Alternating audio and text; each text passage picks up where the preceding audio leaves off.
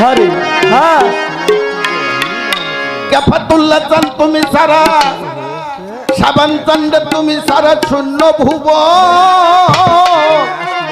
বাবা ভয় লাগে এই অন্তরে।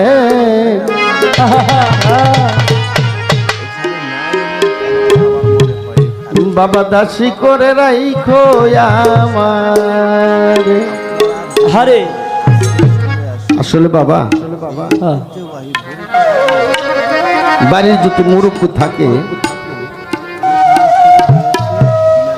মুরব্বীরা মালিকের ডাকে যদি সারা দিয়ে চলে যায়, সন্তানরা যতই দামধারী হোক না কেন আর যতই বড় লোক হোক না কেন, তারপরে মনের ভিতরে একটা ভয় থাকে যে বাড়িটা শূন্য শূন্য লাগতেছে। একটা বট গাছের নিচে ছিলাম, বট গাছটা আজ থেকে সরে গেছে, তাই সাধক লিখতে তুমি ছাড়া শূন্য ভয় লাগে এই অন্তরে। তুমি ছাড়া ভয় লাগে অন্তরে। তুমি ছাড়া শূন্য ভুবন ভয় লাগে এই অন্তরে। দাসী করে দাসী করে দাসী করে রাইখো আমার